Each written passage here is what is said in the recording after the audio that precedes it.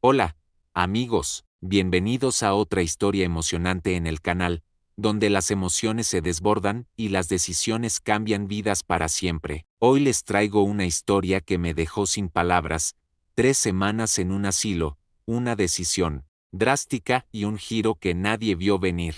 Si te gustan las historias que te hacen reflexionar, no olvides darle like, suscribirte y activar la campanita para no perderte nada. Comenta abajo qué harías tú en una situación así. Vamos con la historia. Mi nombre es Clara, tengo 68 años, y hace un año tomé una decisión que marcó mi vida para siempre. Todo comenzó en un día caluroso de verano, cuando el sol se colaba por las cortinas de mi sala, iluminando los muebles desgastados pero llenos de historia. Vivía en la casa que construí con mi esposo, Pedro, hace más de 40 años. Era una casa modesta, de paredes blancas y tejado rojo, en un barrio tranquilo donde los vecinos aún se saludaban por la mañana. Cada rincón de esa casa guardaba un pedazo de mi vida, el comedor donde mis hijos, Ana y Marcos, hacían sus tareas escolares, el porche donde Pedro y yo pasábamos las tardes de domingo tomando mate y soñando con el futuro,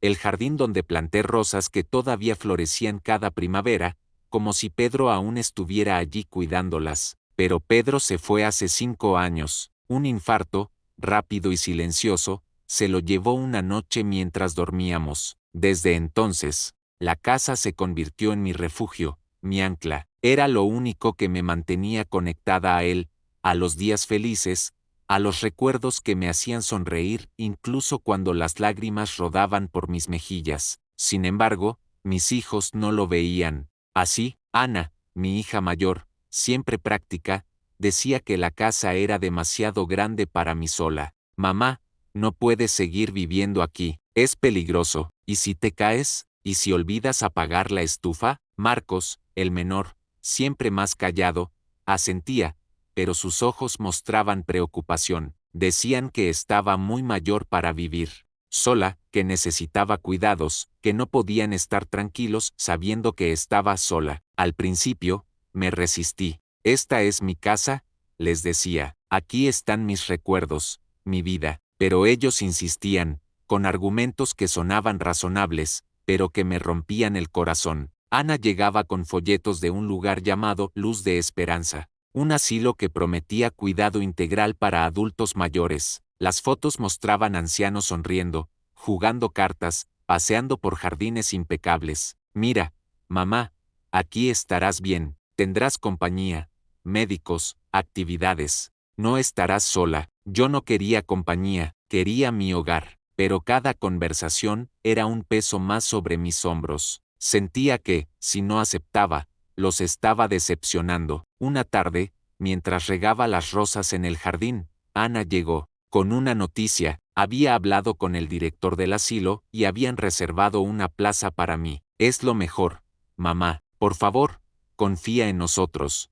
Marcos estaba a su lado, con la cabeza baja, como si no quisiera mirarme a los ojos. Me sentí atrapada, como si mi vida ya no me perteneciera. ¿Cómo podía decirles que no? Ellos eran mis hijos, lo único que me quedaba de Pedro. Quería que estuvieran tranquilos, que no se preocuparan por mí. Así que, con el corazón en un puño, dije que sí. Empacar mis cosas fue como arrancarme pedazos del alma. Cada objeto que guardaba en las cajas era un recuerdo que dejaba atrás. La vajilla que compramos cuando nos casamos, los dibujos que Ana hacía de niña, la guitarra vieja de Marcos que nunca aprendió a tocar. Decidí llevar solo lo esencial, algunas fotos, mi ropa, un par de libros que Pedro me leía en voz alta. El resto lo dejé en la casa, pensando que tal vez, algún día, volvería. Mis hijos prometieron cuidar la casa, mantenerla como estaba, pero sus palabras sonaban vacías. El día que me mudé al asilo,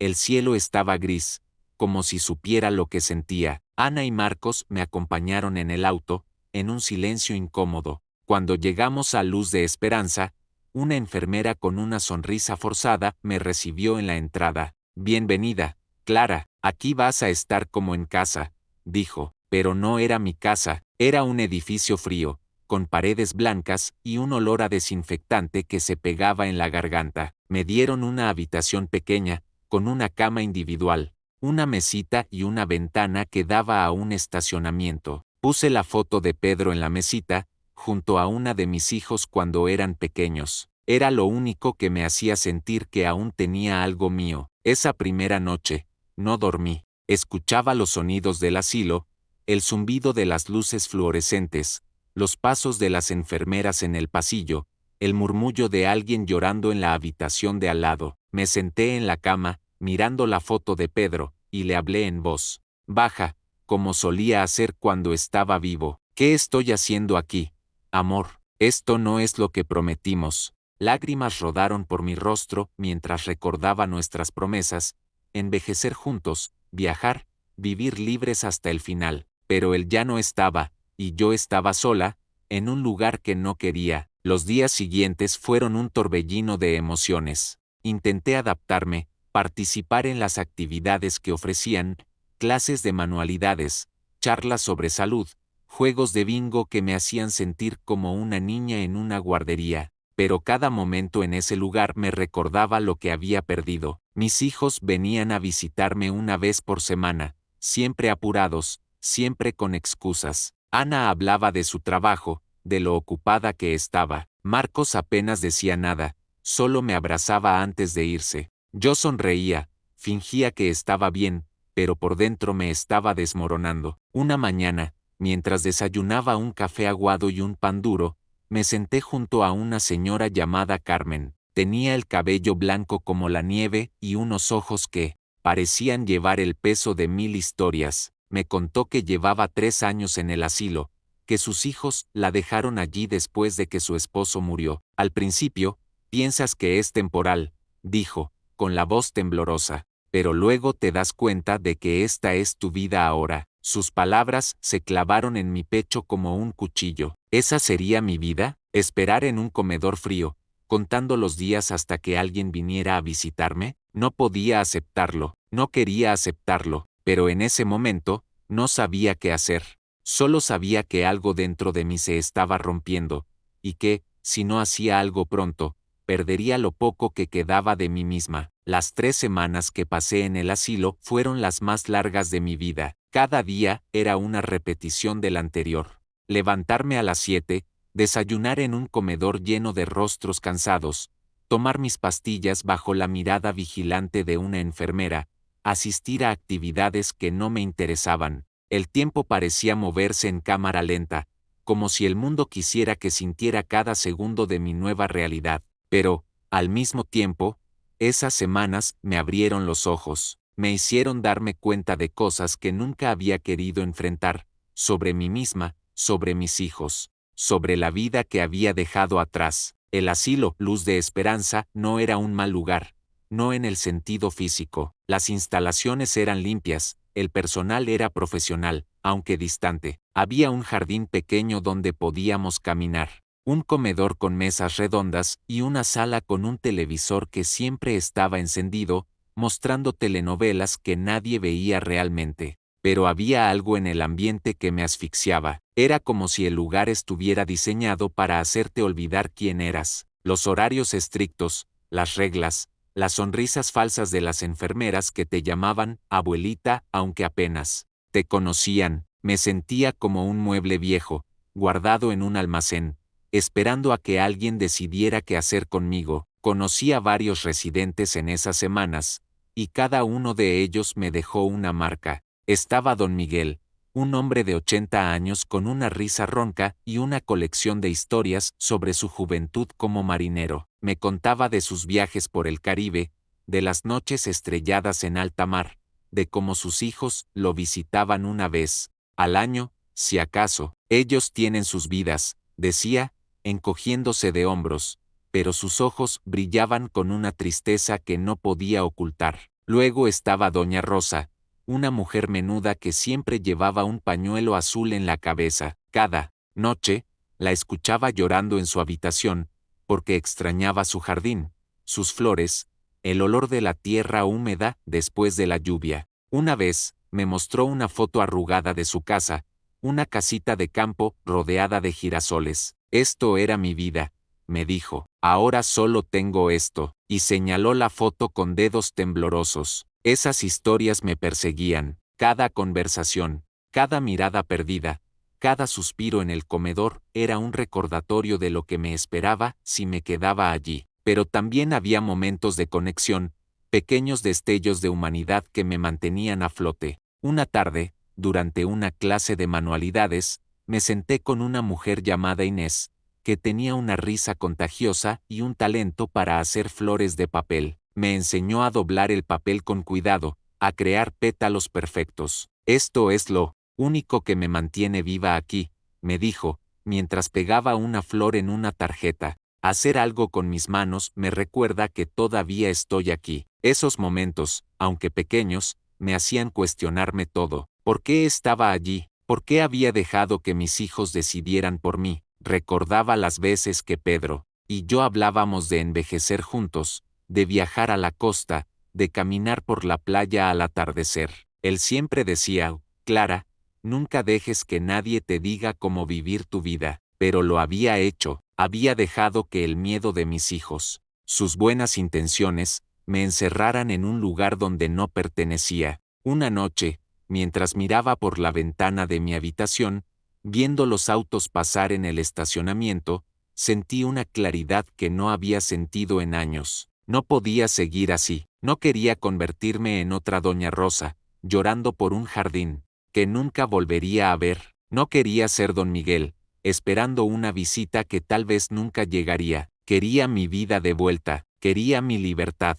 Fue entonces cuando comencé a trazar un plan. No era algo que había pensado con detalle, pero sabía que no podía quedarme en el asilo. Y no era solo eso, estaba cansada de sentir que mi vida no me pertenecía. Mis hijos, con todo su amor, habían decidido por mí, sin preguntarme realmente qué quería. Me habían llevado a un lugar donde, según ellos, estaría segura, pero la seguridad no era suficiente. Yo quería vivir, no solo sobrevivir. Así que, en la quietud de la noche, tomé una decisión que cambiaría todo. Saqué mi celular, un modelo viejo que apenas usaba, y busqué el número de un notario que conocía de años atrás, un amigo de Pedro que siempre nos ayudó con los papeles de la casa. Le escribí un mensaje corto: necesito hablar contigo, es urgente. No sabía exactamente qué iba a hacer, pero sentía una chispa dentro de mí, una mezcla de miedo y determinación. Sabía que, si iba a recuperar mi vida, tenía que hacerlo, sola, y así comenzó todo. ¡Qué historia, amigos! Clara está a punto de dar un paso que cambiará su vida para siempre. ¿Qué crees que hará con ese mensaje al notario? No te pierdas el próximo capítulo. Pero antes, déjame tu comentario con tus teorías, dale like y suscríbete para no perderte el desenlace. Esa noche, después de enviar el mensaje al notario, no pude dormir. Mi corazón latía con fuerza, como si estuviera corriendo una carrera que no sabía si podía ganar. La habitación del asilo, con su cama dura y su ventana que daba al estacionamiento, parecía más pequeña que nunca. Me senté en el borde de la cama, mirando la foto de Pedro en la mesita de noche. Su sonrisa, congelada en el tiempo, parecía decirme, Clara, tú puedes hacer esto. Pero, ¿qué estaba haciendo? ¿Realmente iba a vender la casa que construimos juntos? La casa donde criamos a nuestros hijos, donde reímos, lloramos y soñamos. La idea me aterrorizaba, pero también me encendía una chispa de esperanza. Por primera vez en semanas, sentía que tenía el control. El notario, don Carlos,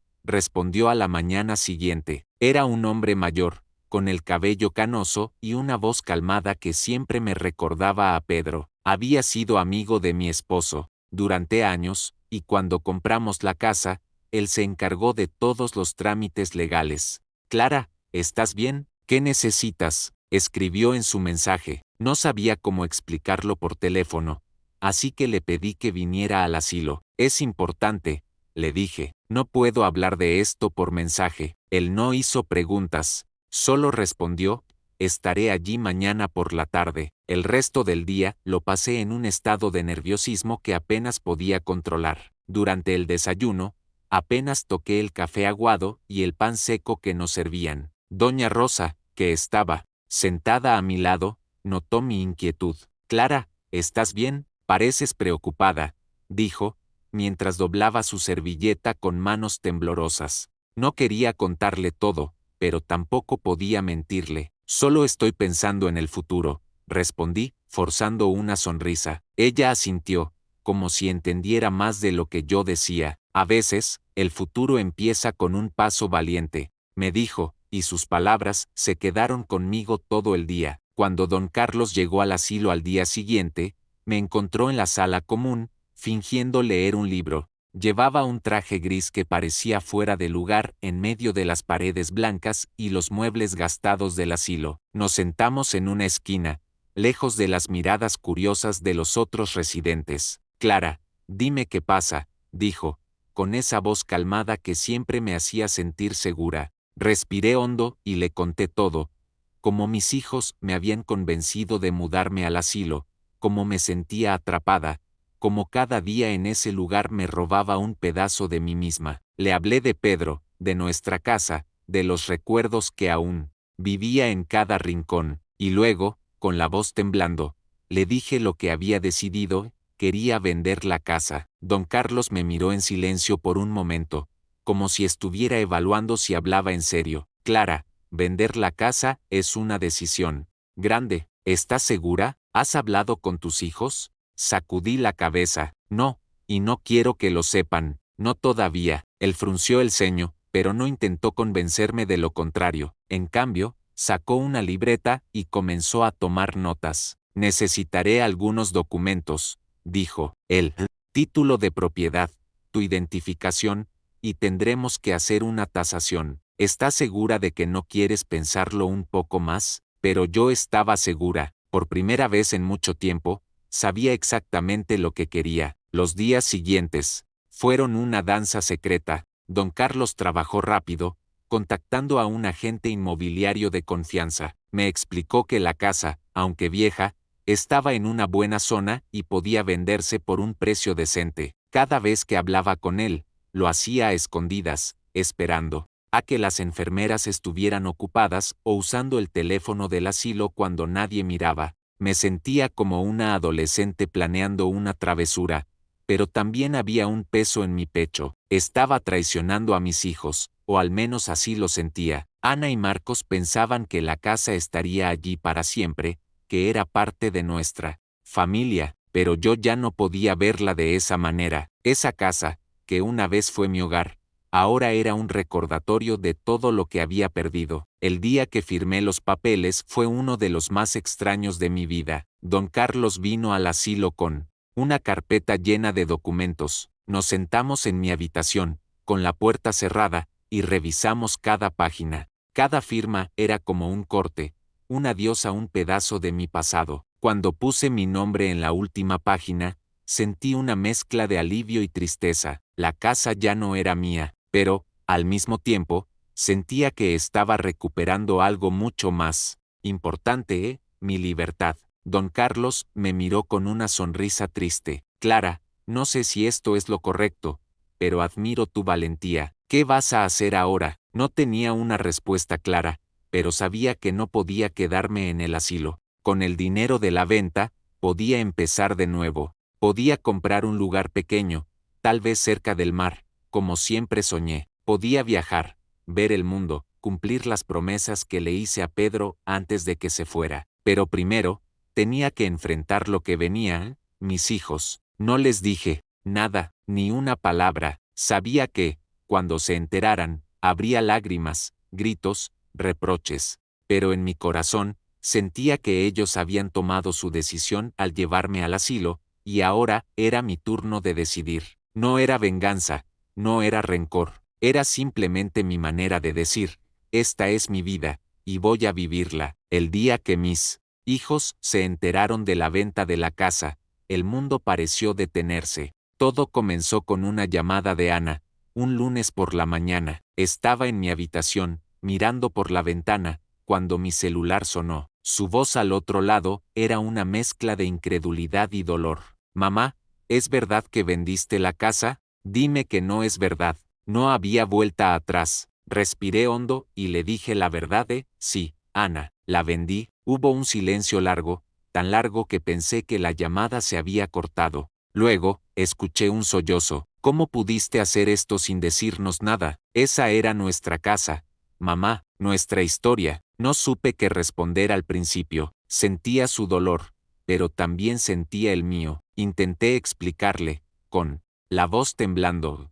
Ana, esa casa dejó de ser mi hogar cuando me trajeron aquí. Ustedes decidieron por mí, y yo tuve que decidir por mí misma. Pero ella no quería escuchar. Colgó el teléfono, y me quedé allí, con el celular en la mano, sintiendo que un abismo se abría entre nosotras. Horas después, Marcos me llamó. Su voz era diferente, más fría, más dura. Mamá, ¿cómo pudiste? Esa casa era todo lo que nos quedaba de papá. ¿No pensaste en nosotros? Sus palabras me dolieron más de lo que esperaba, porque en el fondo, sabía que tenía razón, pero también sabía que no podía seguir viviendo para complacerlos. Los días siguientes fueron un torbellino de emociones. Ana y Marcos vinieron al asilo, y la conversación fue más difícil de lo que imaginaba. Ana lloraba, diciendo que no podía creer que hubiera tomado una decisión tan grande sin consultarlos. Marcos apenas hablaba, pero su silencio era más pesado que cualquier grito. Intenté explicarles por qué lo hice. Les hablé del asilo, de cómo me sentía atrapada, de cómo necesitaba recuperar mi vida, pero ellos no entendían. Para ellos, la casa no era solo un lugar, era el pasado, los recuerdos, la familia. Y yo, sin querer, había roto eso, pero no me arrepentí. Con el dinero de la venta, hice algo que nunca pensé que tendría el valor de hacer. Compré un pequeño apartamento en la costa, en un pueblo tranquilo donde el mar estaba a solo unos pasos de mi puerta. Era un lugar sencillo, con paredes blancas y grandes ventanas que dejaban entrar la brisa salada. Por primera vez en años, sentí que tenía un hogar de verdad, uno que elegí yo. También destiné una parte del dinero a algo que siempre soñé: viajar. Mi primer destino fue Italia, la tierra de mi abuela. Caminé por las calles empedradas de Roma, visité la Fontana di Trevi, comí pasta en un restaurante pequeño donde el dueño me contó historias de su infancia. Cada paso que daba era una promesa cumplida, un sueño que Pedro y yo compartimos durante años. Hoy, vivo en mi pequeño apartamento junto al mar, en un pueblo tranquilo donde el sol se levanta cada mañana con un brillo que parece pintado a mano. Mi hogar es sencillo, pero cada detalle lo elegí yo: las cortinas blancas que se mueven con la brisa, una mesa de madera donde tomo mi café, un pequeño balcón donde puedo sentarme a escuchar las olas rompiendo contra la costa. Cada día comienza con el sonido del mar, un recordatorio constante de que estoy viva, de que he elegido vivir. Este lugar no es solo un apartamento, es mi refugio, mi nuevo comienzo, un espacio donde puedo ser yo misma sin las expectativas de nadie más. Las mañanas aquí son mi momento favorito. Me despierto temprano, antes de que el pueblo se llene de vida, y camino hasta la playa. El aire salado llena mis pulmones, y el contacto de la arena fría bajo mis pies me hace sentir conectada con la tierra. A veces, me siento en una roca y miro el horizonte, pensando en Pedro. No hablo con él como lo hacía en el asilo, cuando mis palabras estaban llenas de tristeza y preguntas sin respuesta. Ahora, cuando pienso en él, le cuento sobre mi día, sobre las pequeñas cosas que me hacen sonreír, el vecino que me trae naranjas frescas, la anciana del mercado que me enseña recetas locales, el sonido de las gaviotas al atardecer. Siento que él está aquí, de alguna manera, celebrando mi libertad conmigo. Mi vida ahora es diferente, pero no perfecta. Hay días en los que la soledad se cuela por las rendijas, como el viento que entra por las ventanas en una tormenta. Echo de menos a mis hijos, sus voces, sus risas, incluso sus discusiones. Ana y Marcos siguen distantes. Ana me escribe de vez en cuando, mensajes cortos que dicen poco más que «¿Estás bien, mamá?». Marcos me llama alguna vez, pero nuestras conversaciones son breves, llenas de silencios incómodos. Sé que están heridos, que la venta de La casa fue un golpe que no esperaban. Para ellos, esa casa era más que paredes y tejados. Era el lugar donde crecieron, donde guardaban los recuerdos de su padre, de nuestra familia. Y yo, sin querer, les quité eso, pero también sé que no podía seguir viviendo para ellos. Durante años, puse sus necesidades por encima de las mías. Cuando eran pequeños, renuncié a sueños para darles un hogar estable. Cuando Pedro murió, me aferré a la casa porque era lo que ellos querían, un lugar donde podían volver y sentir que nada había cambiado. Pero algo cambió en mí durante esas 3 semanas en el asilo. Me di cuenta de que mi vida no podía ser solo un eco de lo que otros esperaban de mí. Tenía que ser mía, aunque eso significara tomar decisiones que dolieran. Una de las cosas que más me ha sorprendido de esta nueva vida es cómo he encontrado una comunidad aquí, en este pequeño pueblo costero. Está Lucía, la dueña de la panadería de la esquina, una mujer de mi edad con una risa que parece llenar el aire de luz. Me invitó a unirme a un grupo de mujeres que se reúnen los jueves para tejer y charlar. Al principio, me sentía fuera de lugar, como una extraña en un mundo que no era el mío, pero con el tiempo, sus historias, sus risas, sus pequeños gestos de cariño me hicieron sentir parte de algo. Luego está Javier, un pescador retirado que vive a unas casas de la mía. A veces, me trae pescado fresco y me cuenta historias de sus días en el mar, historias que me recuerdan a las que don Miguel me contaba en el asilo. Estos pequeños momentos me han enseñado que la vida no se detiene, no importa la edad que tengas. En el asilo, sentía que mis días estaban contados, que todo lo que me quedaba era esperar. Aquí, en este pueblo, cada día es una oportunidad para descubrir algo nuevo. He empezado a pintar, algo que nunca hice antes. Compré un caballete y algunos óleos, y aunque mis cuadros son torpes, cada pincelada es una forma de expresar lo que siento. Pinto el mar, las gaviotas, las puestas de sol que me recuerdan las tardes con Pedro. A veces, mientras pinto, lloro, pero no son lágrimas de tristeza, son lágrimas de gratitud, por estar viva, por tener la oportunidad de empezar de nuevo. También he seguido viajando, cumpliendo las promesas que le hice a Pedro. Después de Italia, visité España, donde caminé por los senderos de Santiago de Compostela, sintiendo cada paso como un acto de liberación. Luego fui a México, a un pequeño pueblo donde mi abuela nació. Allí, en una plaza llena de colores y música, bailé con desconocidos bajo las estrellas, algo que nunca pensé que haría a mi edad. Cada viaje es un recordatorio de que la vida es más grande de lo que imaginaba, de que aún hay tanto por descubrir. Pero no todo es fácil. Hay noches en las que el peso de mis decisiones me despierta. Me pregunto si hice lo correcto al vender la casa sin decírselo a mis hijos. Me pregunto si algún día podremos sentarnos juntos, sin rencores, y hablar como antes. Hace unas semanas, recibí una carta de Ana. Era corta, escrita a mano, algo que no esperaba. Decía que estaba tratando de entender por qué lo hice, que aún le dolía, pero que quería verme. No sé si es el comienzo de una reconciliación, pero guardé esa carta en mi mesita de noche, junto a la foto de Pedro. Es un pequeño rayo de esperanza, un recordatorio de que el amor, aunque herido, no desaparece. He aprendido mucho en este último año. He aprendido que la libertad no es solo hacer lo que quieres, sino aceptar las consecuencias de tus decisiones. He aprendido que el amor, incluso el amor de una madre por sus hijos, no significa sacrificar quién eres. Y, sobre todo,